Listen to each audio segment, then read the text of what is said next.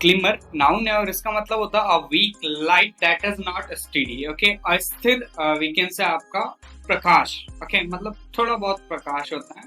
टिमटिमाहट जिसे हम कहते हैं, झिलमिलाहट हम जिसे कहते हैं। लिटिल और हिंट इसके सिनोनिम से, डील और पाइल इसके अपोजिट्स हैं। एग्जांपल देखिए आपका, आई कुड सी अ फेंट glimmer of light in one of the Windows. Okay, तो मैं खिड़कियों में क्या कर रहा हूँ, किसी एक में क्या कर रहा हूँ, रोशनी की हल्की सी चमक देख सकता हूँ या फिर देख सकता था।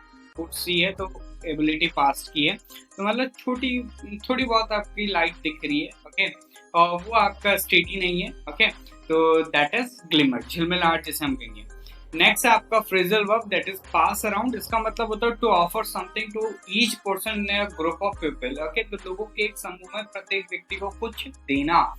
एग्जाम्पल देखिए, could you do me a favour and pass these sandwiches around. तो इसका मतलब क्या आप मुझ पर एक एहसान कर सकते हैं या फिर आप मुझे एक मदद दे सकते हैं कि जो सैंडविचेस है ना इनको पास कर दो, मतलब सभी लोगों में बांट दो।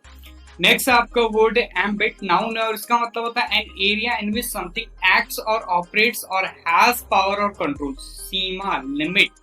कंपास और ऑर्बिट इसके सिनोनिम्स हैं। एस्टीम और एक्सक्लूड इसके अपोजिट्स हैं। एग्जांपल देखिए, they believe that all the outstanding issues should fall within the ambit of the talks। तो उनका यह मानना है कि जो आपकी सभी लंबित मुद्दे हैं ना वो बातचीत के दायरे में आने चाहिए। तो बातचीत का दायरा मतलब बातचीत का लिमिट, दैट इज एम्बिट। आगे बढ़ते हैं। नेक्स्ट आपका phrasal verb that is pass away. इसका मतलब होता है it is basically used as a polite way of saying die. तो निधन होने के अर्थ में प्रयुक्त शिष्ट शब्द। तो मतलब डाई नहीं बोलेंगे, पास अवे बोल दोगे तो थोड़ा सा अच्छा लगता है।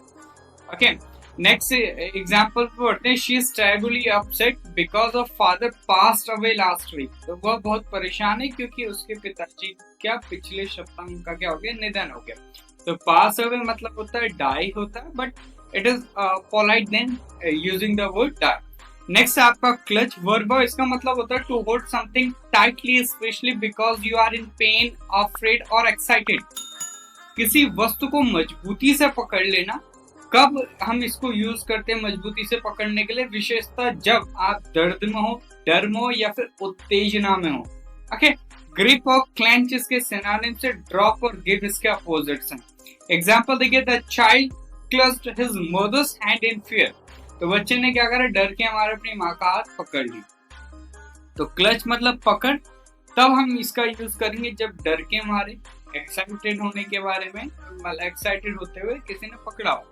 नेक्स्ट आपका फ्रेजल वर्ब है पास ऑन। इसका मतलब होता है टू रिफ्यूज एन अपॉर्चुनिटी और decide not to take part in something. किसी अवसर से इनकार करना या किसी चीज में भाग न लेने का निर्णय लेना। एग्जाम्पल देखिए, he passed on the chance to be head coach and took a job in Florida. तो उन्होंने क्या करा, मुख्य कोच बनने का मौका दिया उनको और फ्लोरिडा में क्या कर दिया, उन्होंने नौकरी करनी शुरू कर दी। ओके, तो पास ऑन मतलब होता है रिफ्यूज कर देना। अच्छा, पास ऑन मतलब उनको हेड कोच बनने का उनके पास चांस था लेकिन उन्होंने मना कर दिया।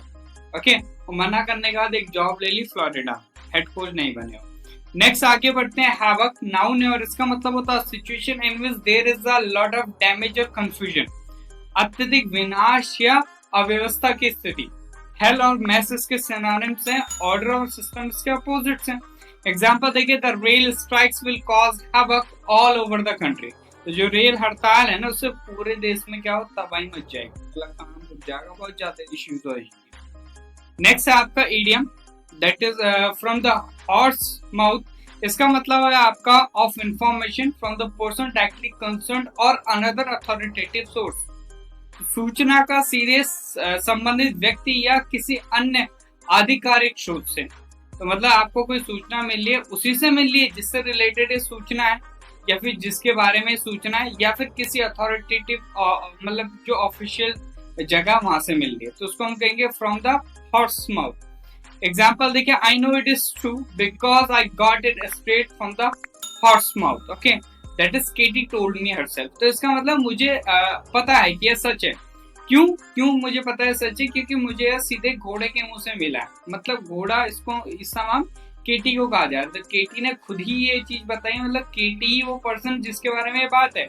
ओके, और कीटी को हम क्या कर रहे हैं, हॉर्स कंसिडर कर रहे हैं। तो इसको इस तरीके से ध्यान रखें। नेक्स्ट है आपका प्रेजुडिस। नाउन है, इसका मतलब होता है अन अनफेयर एंड अनरीजनेबल ओपिनियन और feeling, specially when formed without enough thought और नॉलेज। एक अनुचित राय या फिर एक अनुचित भावना, खासकर जब बिना पर्याप्त विचार या ज्ञान के कोई चीज बनाई गई है, मतलब वो भावना या फिर वो ज्ञान बनाया गया हो। ओके, बायस इसके सिनाने में इंडिफरेंस और ऑब्जेक्टिविटी इसके अपोजिट्स हैं। एग्जांपल देख लेंगे, laws against racial prejudice must be strictly enforced. तो जो नस्लीय पूर्वाग्रह है ना, उसके खिलाफ जो कानून है ना, उनको सख्ती से लागू किया जाना चाहिए, मतलब बायस होना चाहिए काम। नेक्स्ट है आपका idiom, that is the elephant in the room. ये आपका फ्रेज है एलिफेंट का। इसका मतलब होता है अ मेजर प्रॉब्लम और controversial issue which is obviously present but is avoided as a subject for discussion. तो एक बड़ी समस्या या फिर वी कैन से एक बड़ा मुद्दा जो स्पष्ट रूप से मौजूद तो है, लेकिन चर्चा के विषय के रूप में उसको लाया नहीं जा रहा, टाला जा रहा। एग्जाम्पल देख लो, I don't want to ask the question but it is the big elephant in the room. तो मैं सवाल नहीं पूछना चाहता, लेकिन हमारे कमरे में क्या है, यह कमरे में क्या है, एक बड़ा आती है, मतलब एक बड़ा मुद्दा है, ओके, जिसको डिस्कस नहीं किया जा रहा, मैं उससे रिलेटेड सवाल भी नहीं पूछना चाहता। नेक्स्ट जो वर्ड है वो है आपके एक्सेंचुएट। वो इसका मतलब होता है टू एम्फसाइज समथिंग और make something easier to notice, महत्व तो डालना या सुस्पष्ट बनाना। ओके, फीचर हाईलाइट इसके सिनोनिम से प्ले डाउन इसका अपोजिट हो गया। एग्जाम्पल देखेंगे, she uses makeup to accentuate her beautiful eyes. तो वह अपनी खूबसूरत आंखों को निखारने के लिए मेकअप का इस्तेमाल करते हैं, मतलब एम्फसाइज करती है, ओके, ताकि मतलब आसानी से लोग उस चीज को नोटिस कर सकें।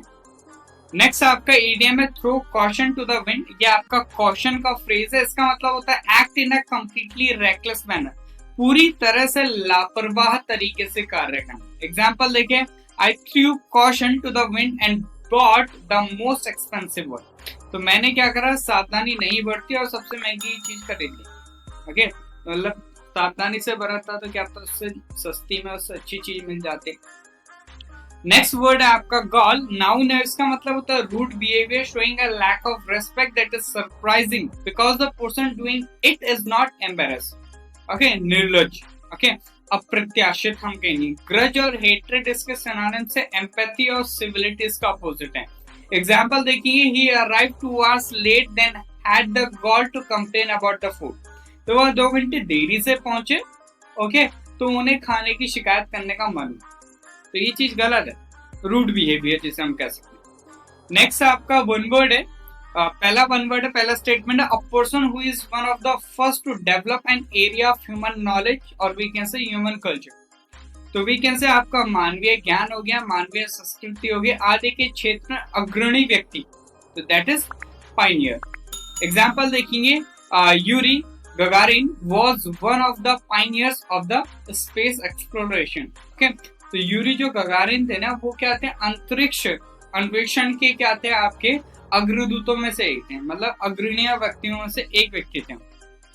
नेक्स्ट है आपका स्वाब, एडजेक्टिव है। इसका मतलब होता है usually use about a man, that man is confident, elegant and polite, sometimes in a way that does not seem sincere. तो व्यक्ति आत्मविश्वासी हो, ओके, सुरुचि संपन्न या फिर आपका शिष्ट हो। ग्रेसफुल और अर्बेन इसके सिनोनिम्स हैं। बोरिश और आपका अनकूथ इसके अपोजिट्स हैं। एग्जाम्पल देखिए, he is very swab and sophisticated. तो वह क्या है, बहुत विनम्र है और वी कैन से परिष्कृत है। तो स्वाब आपको ध्यान रखना इंपॉर्टेंट वर्ड है। नेक्स्ट वर्ड पे चलते हैं, एंड द वर्ड अच्छा स्टेटमेंट है, वन वर्ड है, immediate and done without delay, बिना विलंब का क्या कार्य है, तो उसको हम कहते हैं आपका प्रॉम्प्ट, एडजेक्टिव। एग्जांपल देखिए, we need a prompt discussion on this matter.